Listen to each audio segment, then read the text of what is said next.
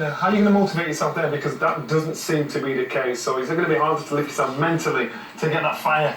No, it's never been a motivating factor. I've dealt with selling 80,000 tickets at Wembley, and sorry I was a B-side, but I made that fight. Did you sell all 80,000? Yeah, I kind of made that fight, you know. Did you actually sell them all yourself, every single ticket? He's still an arrogant son of a bitch. And, you know, I thought at one point in time we were very close to settling a very delicate truce. Because, see, here's what happened.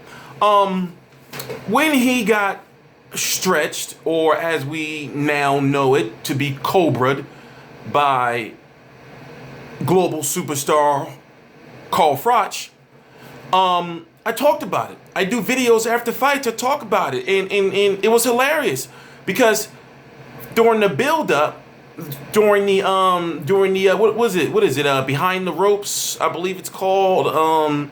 It's like the UK's version of HBO 24/7, and then the gloves are off, which is the UK Sky Sports version of HBO Face Off with Max Kellerman.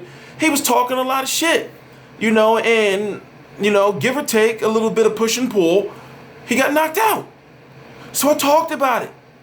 I was a little animated. I was hype. It was 80,000 at Wembley, you know? So I know it wasn't really 80,000 there, but still, it was 70,000 plus at Wembley. That's still, you know, a feat. And what does he do? He blocks me on Twitter. Now, mind you, I'm not the type of guy who harasses people or trolls or just tweets people. I don't do that shit. So I know the motherfucker watched my video. Now I understand if you weren't around at that time, I was at another channel. I was on another channel that had more subscribers than this channel has, and that video did something like 200,000 views or something like that in like a day, and I had like 600 likes and like 1,800 dislikes. People were pissed, you know, and I'm thinking, well, damn, I'm just calling it how I see it, you know, because George Groves, I'm gonna use the same analogy I used before. George Groves seems like he used to be one of them fucking wanker twat kids that were like, you know, privileged, that when, you know, the underprivileged kids wanted to play with him, you know, he would just be a fucking asshole and say some shit like, well, I'm gonna go home and I'm gonna play with my new Power Rangers. You know, while you guys, you know, he just seemed like one of them type of kids, you know, like one of them annoying little twats. So, you know, I just was calling him out on it. And then to think that, you know, I thought we were close to a truce, that he would unblock me from Twitter. I'm still blocked.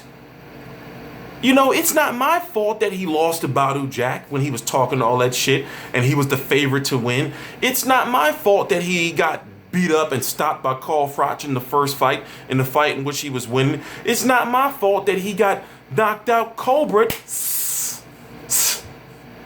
You know, that's not my fault. You know, now his career is on the line because he failed during the WBC path when he fought Badou Jack.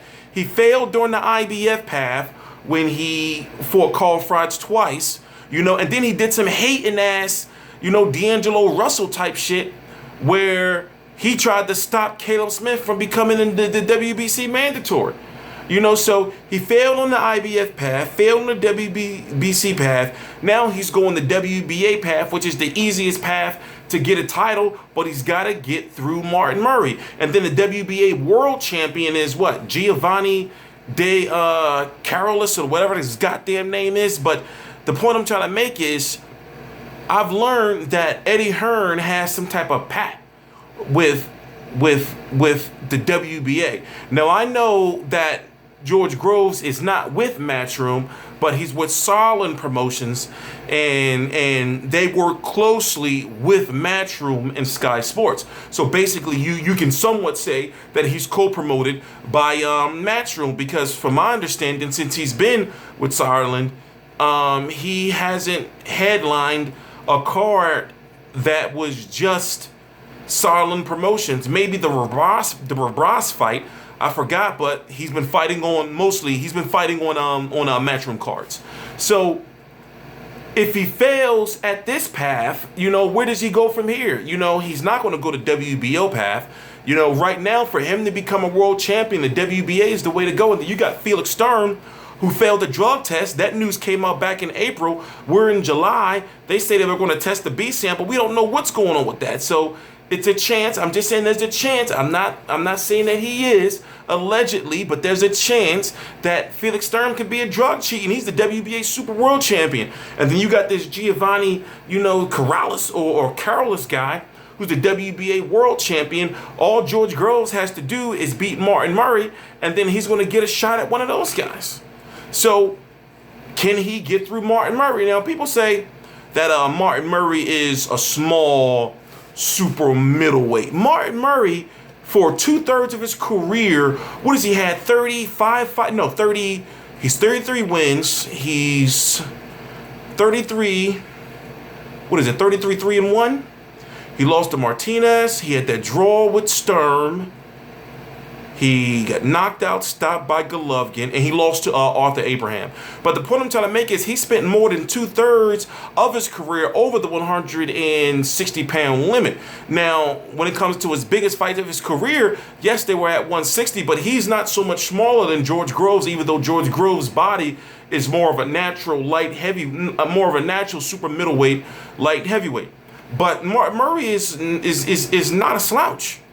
So Martin Murray can really beat George Groves, and also Martin Murray is one of the best opponents that George Groves has fought outside of James DeGale, outside of Carl Froch, and outside of Badou Jack. And Martin Murray can beat him. Simple as that, So I wouldn't be surprised if George Groves loses. I want George Groves to win, even though sometimes it may come across that I'm not a George Groves fan, but sometimes he's just a fucking wanker. He just do wanker shit, and then, sometimes he's just a little too overconfident. He just talks too much. Hey, it sells fights. And he said during the gloves are off that he did have something to do with Wembley selling 70,000, plus tickets. He did, from the mind games with the Rubik's Cube, and the push and pull. He did. He played his part. But that was 3 years ago. Those days are long gone. Now it's time for him to get a championship. It's time for him to get a championship. But anyway, I'm T Street Controversy. This is T Street Controversy Live. I cover every single major fight live. I'm going to do another video because I want to cover the gloves are off. I'm only like 11. I was watching it before I did this video. I'm only like 11 minutes in. And later on in the week, I'm going to do another video on this. But I'm T Street Controversy. This is T Street Controversy Live. I cover every single major fight live. Please subscribe.